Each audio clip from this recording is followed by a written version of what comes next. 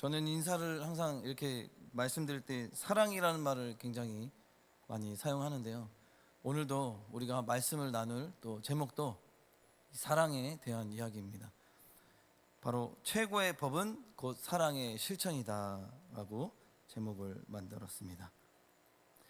야고보서 2장 1절에서 이 7절까지의 내용을 보면 이 차별에 대한 이야기가 나오죠. 부한자와 가난한 자의 이 차별의 문제를 거론한 야고보는 계속해서 이 8절부터 이를 종합하여 그의 논지를 최고의 법을 준행해야 한다는 것에 초점을 맞추고 있습니다. 그리고 그 최고의 법은 곧 무엇이다? 곧 사랑의 실천이다라고 말씀하고 있습니다. 레위기서 19장 18절에도 보면 이렇게 말씀하세요. 원수를 갚지 말며 동포를 원망하지 말며 내 이웃 사랑하기를 내 자신과 같이 사랑하라. 나는 여호와이니라는 말씀이 나옵니다. 이 말씀이 무엇이라는 거예요? 최고의 법은 바로 즉 사랑이다라는 것입니다. 그래서 오늘은 이 사랑에 관한 문제를 다루어 보는데요. 특별히 이웃 사랑에 관한 이 하나님의 뜻이 무엇인지에 대해서 한번 본문 말씀을 통해서 살펴보도록 하겠습니다. 다 같이 오늘 본문 8절 9절을 한 번 더 함께 읽도록 하겠습니다. 8절 9절입니다. 시작. 너희가 만일 성경에 기록된 대로 내 이웃 사랑하기를 내 몸과 같이 하라 하신 최고의 법을 지키면 잘하는 것이거니와 만일 너희가 사람을 차별하여 대하면 죄를 짓는 것이니 율법이 너희를 범법자로 정죄하리라. 아멘.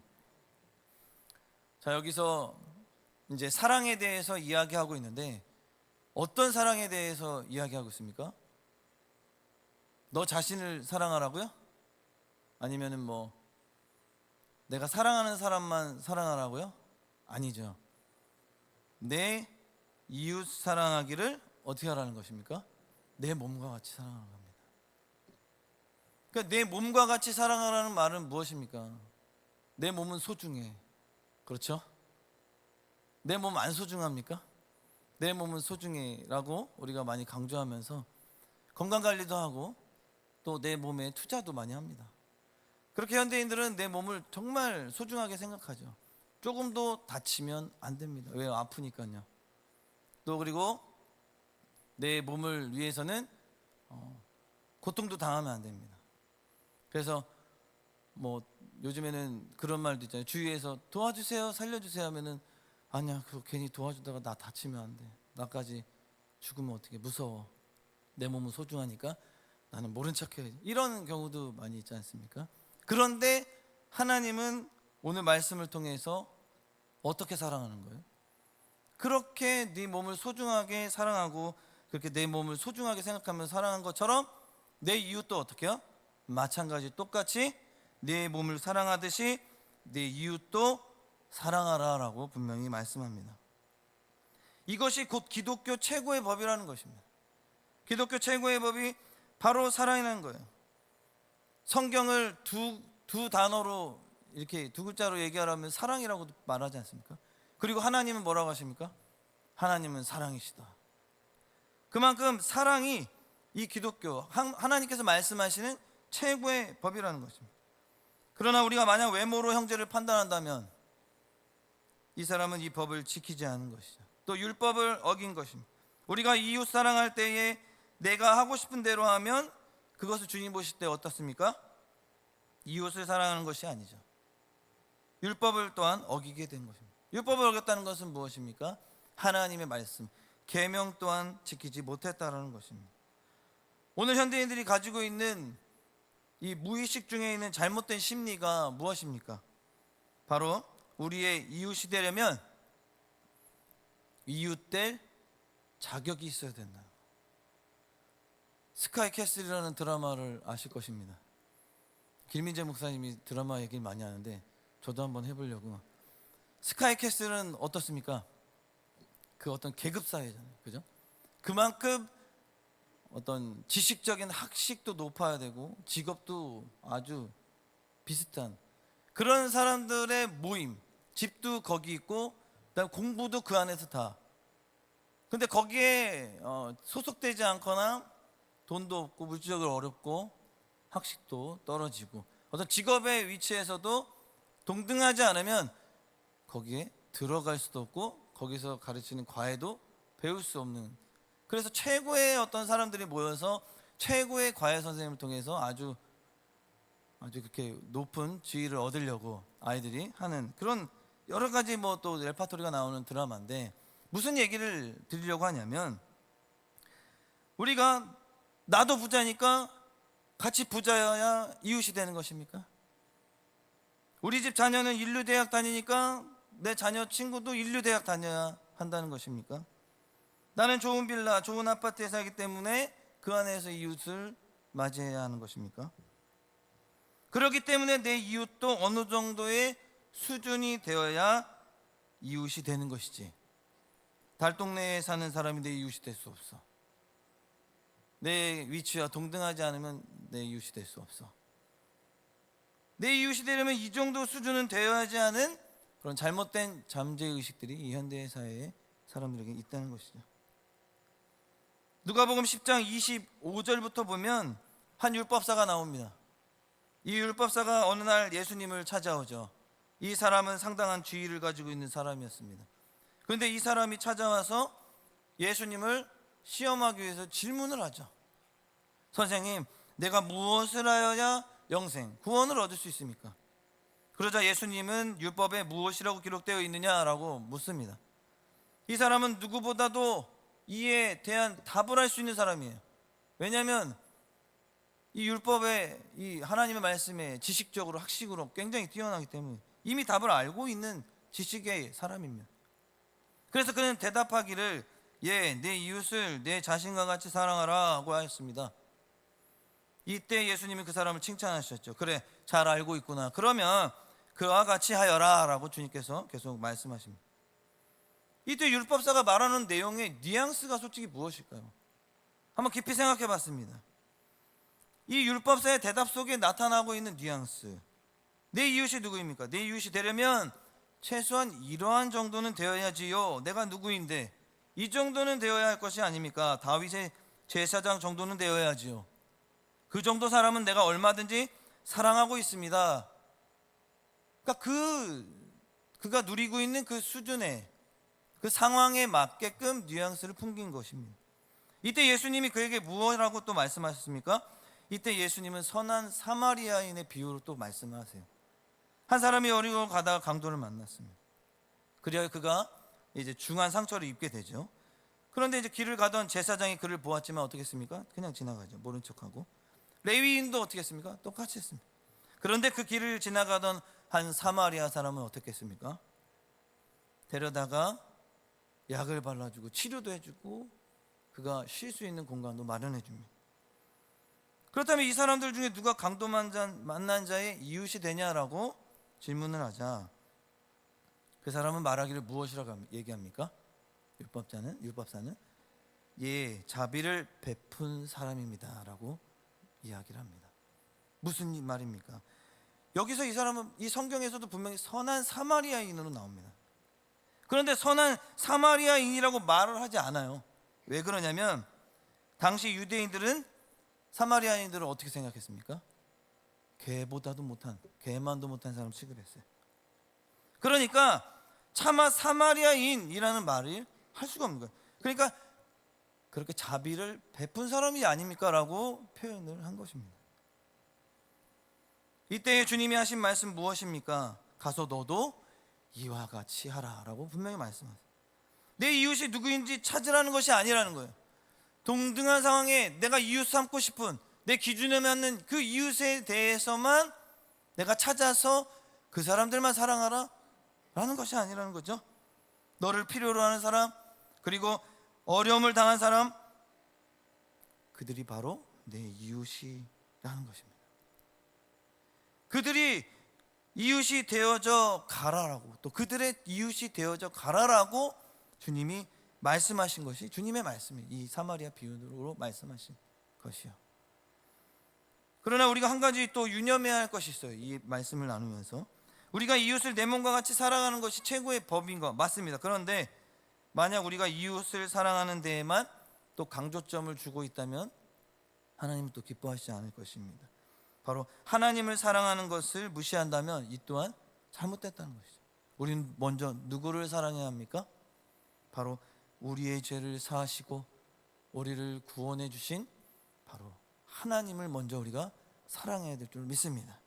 다시 말해서 최고의 법은 먼저 우리의 마음과 뜻과 정성을 다해서 주의 전에 나왔을 때 하나님을 사랑하라는 것이에요. 그 다음에 하나님이 말씀하시고 비유하시고 또 명령하신 그 뜻 가운데서 내 이웃을 사랑하는 것입니다. 그럼에도 불구하고 하나님을 사랑하는 것을 무시한 채 이웃 사랑만을 외친다는 것은 이것은 어떻게 보면 인본주의적으로 또 사상에 또 갈 수가 있는 것이죠. 간혹 교회 안에 이 구제에 관해서는 관심이 굉장히 많으세요. 그리고 또 사람의 어떤 공동체로서 사랑을 주려고 하시는 분들이 너무 많으세요. 그래서 막 일도 많이 하시고 막 밖에서 이렇게 여러 가지를 돕는 일도 많이 하시는데, 그런데 결국에는 그것만 하시고 하나님을 사랑하고 예배하는 삶을, 또 하나님의 말씀에 사명 감당하지 못한 삶을 산다면 또한 이것도 하나님이 기뻐하시지는 않을 것입니다. 그렇습니다. 교회의 본질은 구제가 한 데 있지 않아요. 주님을 위해서 존재하는 것입니다. 그리고 그 다음에 교육과 전도, 구제, 봉사 이런 것들이 이제 바탕이 되어야 한다는 것입니다. 그렇기 때문에 나를 필요로 하는 사람들이 다 내 이웃이 되는 줄 믿으시기 바랍니다. 우리가 꼭 필요한 존재, 나에게 유익이 되는 존재들만 찾아서 사랑하는 것이 하나님이 원치 않으신다는 것. 그리고 9절을 한번 보도록 하겠습니다. 오늘 본문 9절도 한 번 더 보면, 만일 너희가 사람을 차별하여 대하면 죄를 짓는 것이니 율법이 너희를 범법자로 정죄하리라 라고 또 말씀하세요.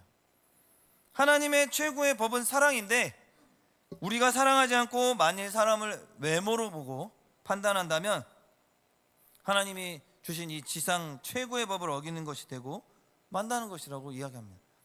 그러면서 우리가 이것을 통해서 생각해야 될 것이 무엇이겠습니까? 그렇기 때문에 우리가 사람을 차별할 때 범법자라는 낙인에 찍힐 수밖에 없게 된다는 것이죠.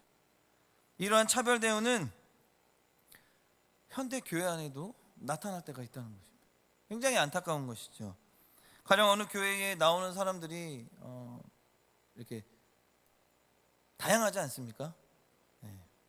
사업가도 있고 또 교육자도 있고 또 주부도 있을 수도 있고요. 또 학생도 있고 또 직업이 없는 사람들도 있을 수도 있습니다. 그리고 몸이 아프신 분들도 있고 불편하신 분들도 있고, 그 교회 안에는 정말 다양한 여러 사람들이 존재하는 것이 교회입니다. 그런데 요즘에 교회 성장을 말할 때에 현대 교회 중에서 가장 이제 중시하는 이 교회 멤버들 얘기를 하면, 이건 이제 예를 들어서는 교회 멤버들 중에 이제 제일 원하는 건 이제 안정된 젊은 부부라는 거예요. 직업도 튼튼하고 그 젊은 부부, 그래서 신앙생활도 열심히 할 수 있는. 왜 그렇습니까? 현실적으로 안정된 젊은 부부들은 어떻습니까? 교회도 이제 젊으니까 앞으로 교회도 열심히 다니고 또 교회 사명 일도 열심히 할 것이고, 또 안정된 직업이 있으니까 물질 또 헌금 예물 드리는데도 부족함이 없다는 거예요. 그런데 이들이 많아야 교회 식구들도 늘고 성장이 잘 된다라고 말한다면, 바로 다른 성도들은 교회 성장이 그리 중요하지 않은 멤버일까요? 그래서 자연히 교회 성장의 기여도가 낮은 사람들에게는 신경을 덜 쓰게 되는 것이 맞는 걸까요? 이런 식의 교회 성장 논리는 복음에서 이탈된 아주 사회학적이고 경제적인 원리에 불과하다는 거예요. 그리고 하나님이 원하실까요? 원치 않으신다는 것입니다. 그리스도의 몸이 지닌 특징은 그 구성원의 다양성입니다. 나란 존재가 존재하고, 근데 나란 존재가 100% 완벽할 수 없지 않습니까? 다 각자 다양하게 막 하나님께서 주신 다양한 은사가 있어요. 뭐 운동을 잘하는 사람은 운동을 잘할 수도 있지만 운동을 또 못하는 사람은 못할 수도 있습니다.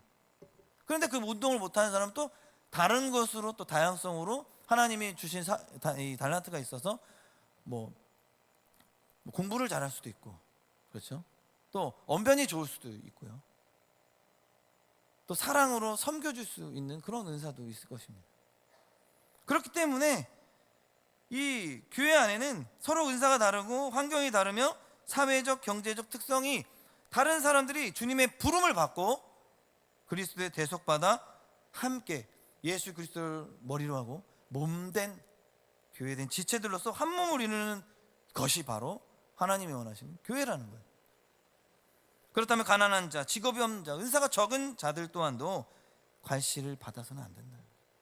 똑같이 그리스도의 몸에 그 성격에 비추어 보아서 하나님이 특별한 존재로 부르셨기에 정말 주님이 그를 통해서 하나님이 원하시고 기뻐하시는 일 가운데 또 주님 나라의 영광을 쓰임받는 일에 반드시 사용하실 줄 믿습니다. 그래서 우리는 그리스도 안에 몸된 모든 교회된 지체, 우리는 서로 사랑할 수 있고 그 사랑을 우리가 필요한 존재로서 내 이웃을 찾아서 사랑하는 것이 아니라 정말 나와 정말 모르는 사람도, 나와 정말 관계없는 사람도 주의 전에 왔을 때 그가 정말 필요한, 우리를 통해서 정말 도움이 필요하고 또 사랑이 필요할 때 그를 우리는 과감없이 차별 없이 사랑으로 섬겨줘야 한다는 것입니다. 그것이 주님이 원하시는 이 참된 진리의 교회라는 거죠. 그리고 주님이 이 시대 가운데 원하시는 참된 교회의 공동체 모습인 것입니다. 그리고 오늘 본문 10절에서 13절의 말씀을 한 번 더 함께 읽겠습니다. 10절에서 13절 말씀입니다. 시작. 그 하나를 범하면 모두 범한 자가 되나니 간음하지 말라 하신 이가 또한 살인하지 말라 하셨은즉 내가 비록 간음하지 아니하여도 살인하면 율법을 범한 자가 되느니라. 너희는 자유의 율법대로 심판받을 자처럼 말도 하고 행하기도 하라. 긍휼을 행하지 아니한 자에게는 긍휼 없는 심판이 있으리라. 긍휼은 심판을 이기고 자랑하느니라. 아멘.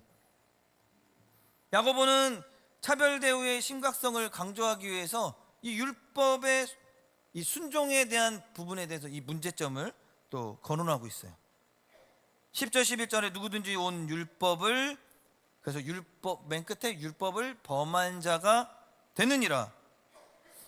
그래서 이 주석 중에 이 토머스 멘톤 성경 주석에는 이 부분을 이렇게 해석했어요. 여기서 말하기를 부분적인 순종은 실제적인 불순종이다 라고 하였습니다.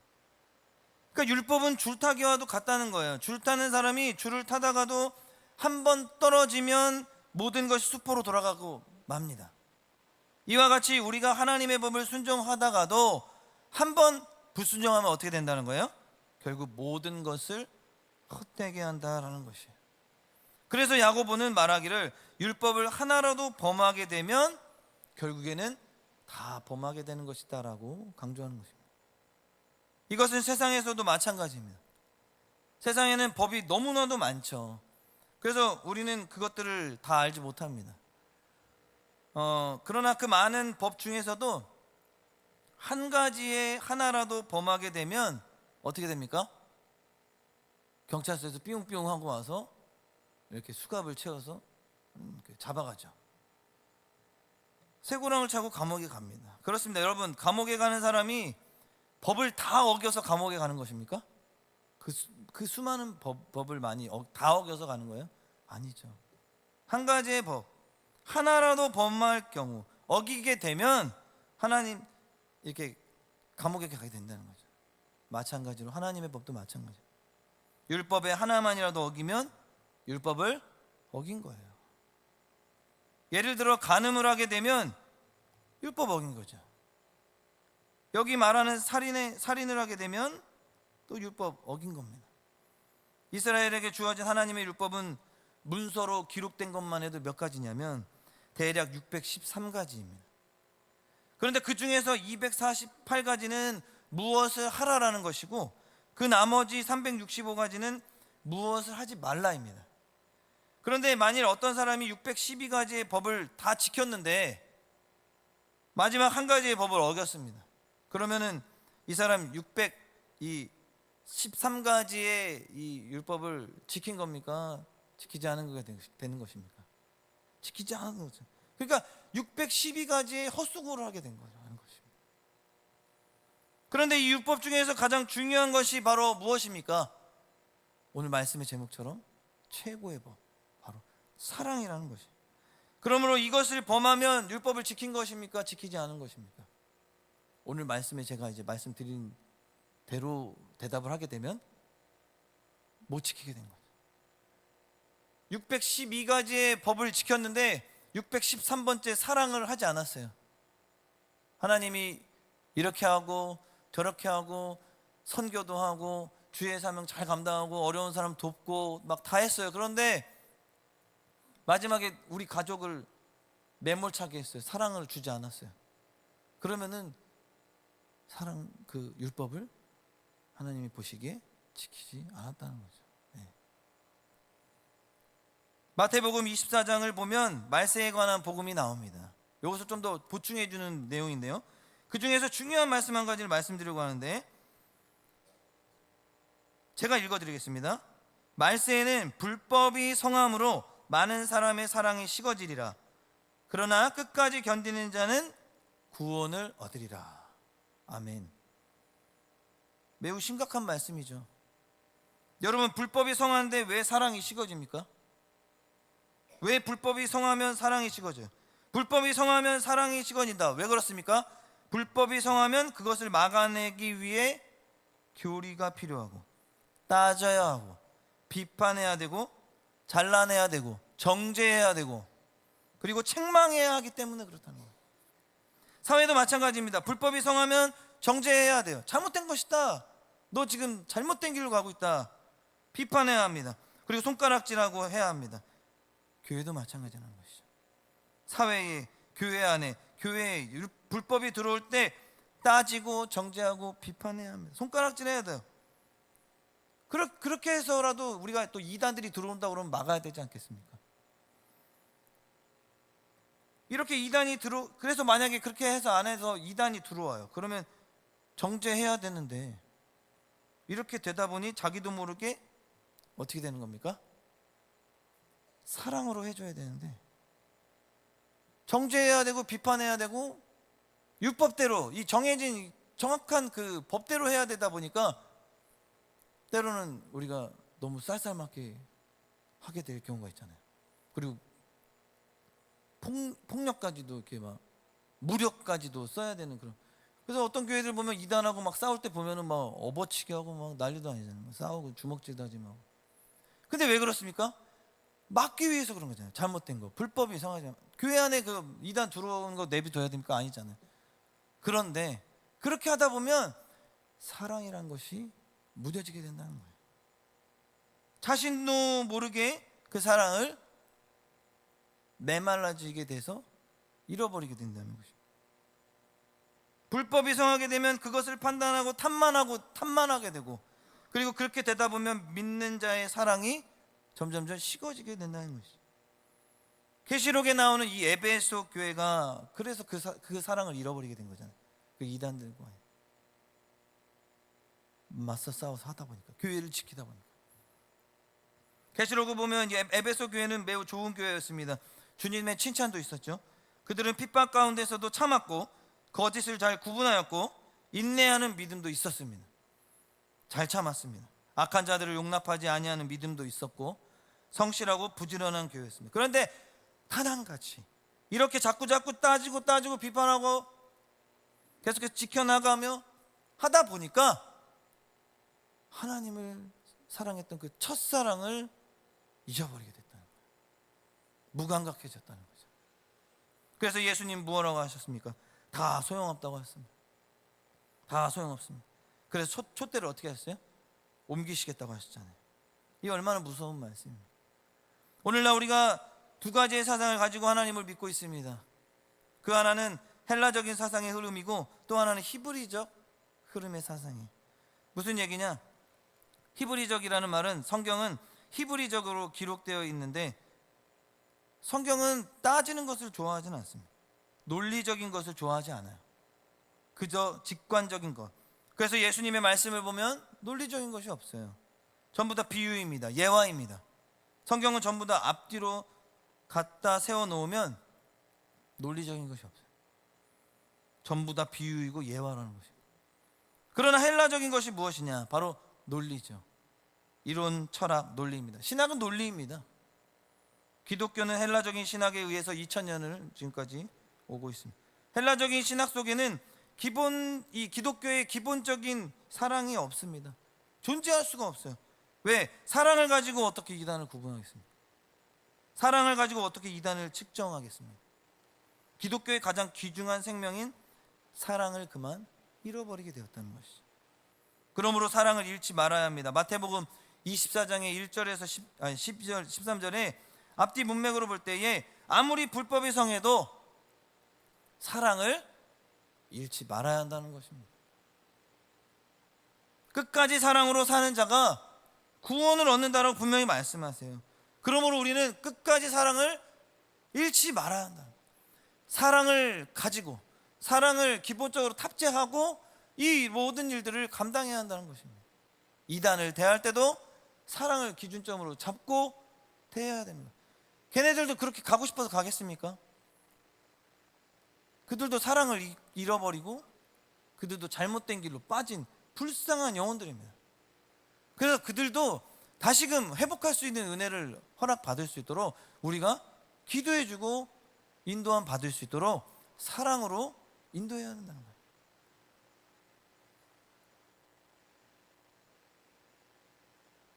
그래서 본문 12절 13절을 심판받을 자로서 행하라고 말씀하시는데, 본문을 보면 자유의 율법대로 심판을 받는데 모든 행위는 바로 하나님의 심판이라는 것입니다. 그런데 그 심판은 두 가지로 행해진다는 거예요. 그것이 무엇입니까? 긍휼이 있는 심판이고 긍휼이 없는 심판이에요. 무슨 이야기입니까? 긍휼이 있는 자는 긍휼이 있는 심판을 받는 것이고 긍휼이 없는 자는 긍휼이 없는 심판을 받는다는 거예요. 우리가 예수 그리스도의 자녀라고 자인하면서도 다른 사람을 무자비하게 대하거나 무시하는 것, 하나님의 질서에 대한 반박이에요. 그분의 사랑을 부정하는 행위입니다. 그런 처신은 거룩하시며 죄를 간과하실 수 없는 하나님의 진노를 불러일으키게 된다는 거예요. 그러나 우리가 긍휼을 가지게 되면 이 긍휼을 심판을 이긴다는 사실을 분명히 말씀하십니다.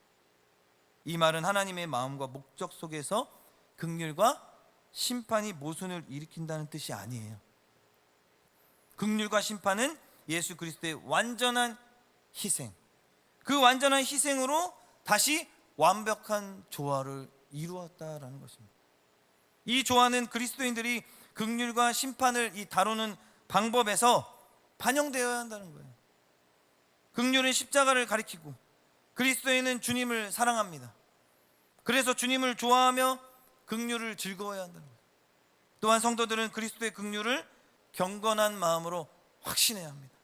끝까지 믿음 잃지 않고 견고해야 합니다.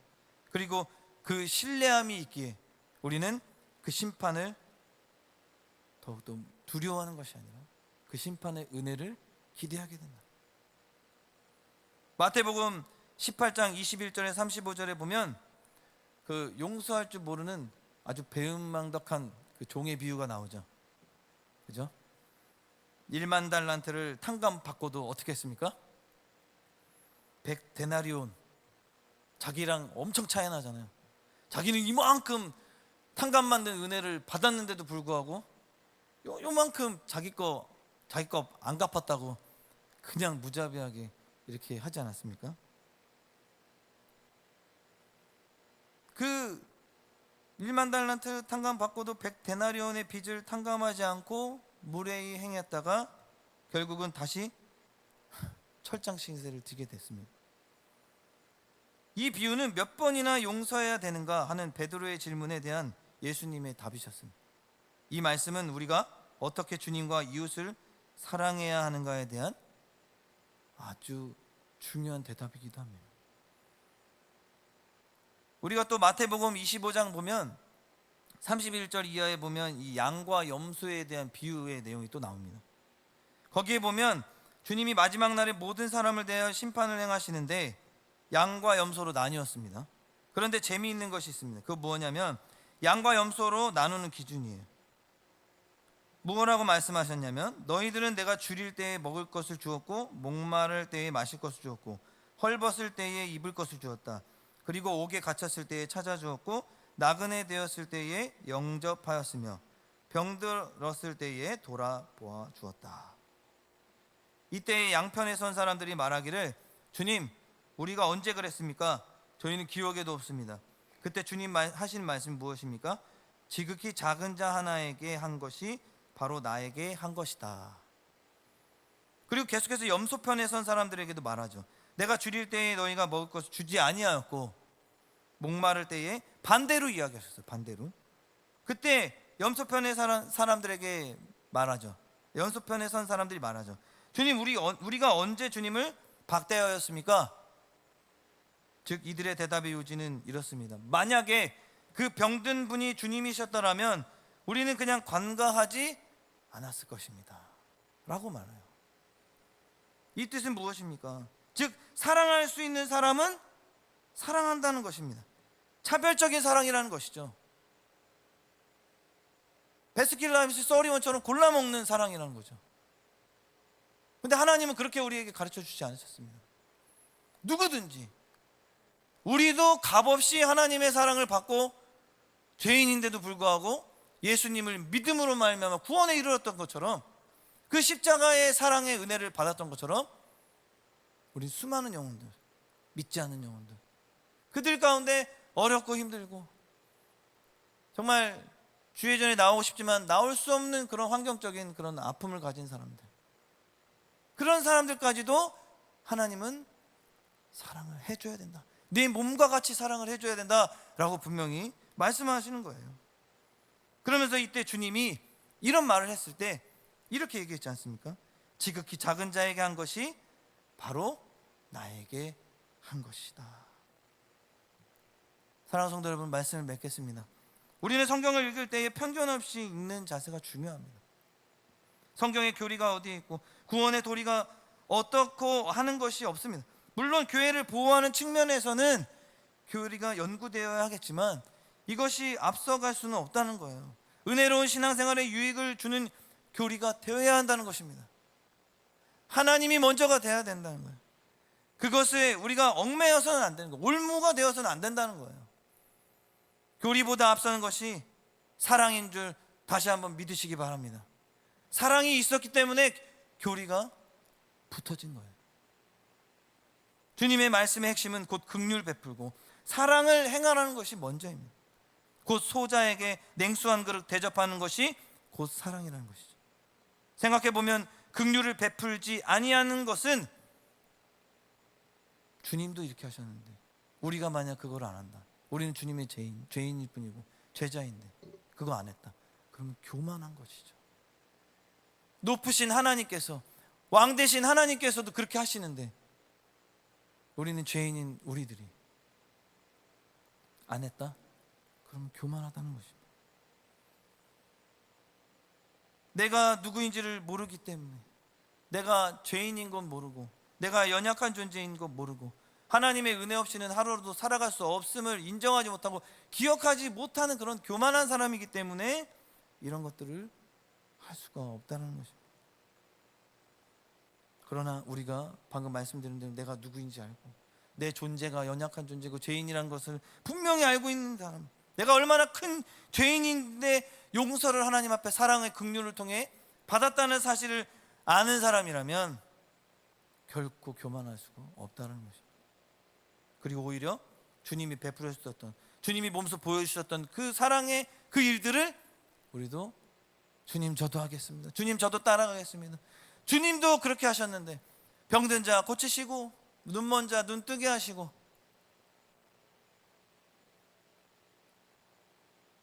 그래서 우리는 오늘 말씀을 다시 한번 대할 때 진정한 신앙은 단순히 율법을 지키는 것이 아니라 이웃을 사랑하고 긍휼을 베푸는 실천적인 삶을 살아야 한다는 사실을 다시 한번 기억하시고 그 믿음 가지고 아무쪼록 한 주간의 삶을 살아가서 형제 자매를 사랑하고 섬기는 공동체를 통하여 주님이 이 시대 가운데 원하시는 우리 승동의 공동체, 가족 그리고 진정한 교회가 되기를 주님을 간절히 축복합니다.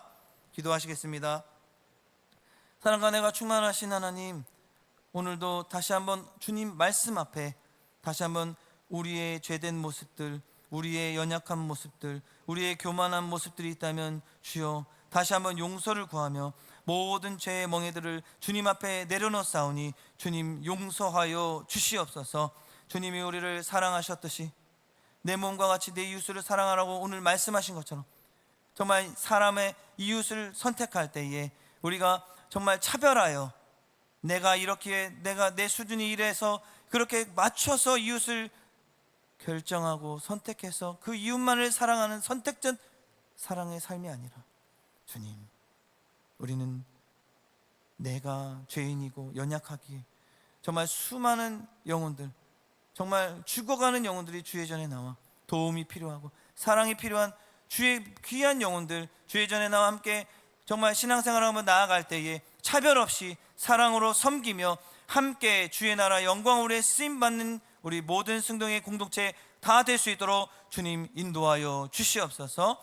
오늘도 다시 한번 우리가 한 주간의 삶을 시작할 때 최고의 법은 하나님의 사랑을 실천하는 것이다라는 것을 말씀에 새기며 아무쪼록 한 주간의 삶을 살 때 더욱더 사랑으로 하나님 나라 영광을 쓰임받는 우리 믿음의 자녀들 다 되게 하여 주시옵소서. 그렇게 인도하실 것을 주님께 맡겨드리며 거룩하신 예수님의 이름으로 간절히 기도합니다. 아멘.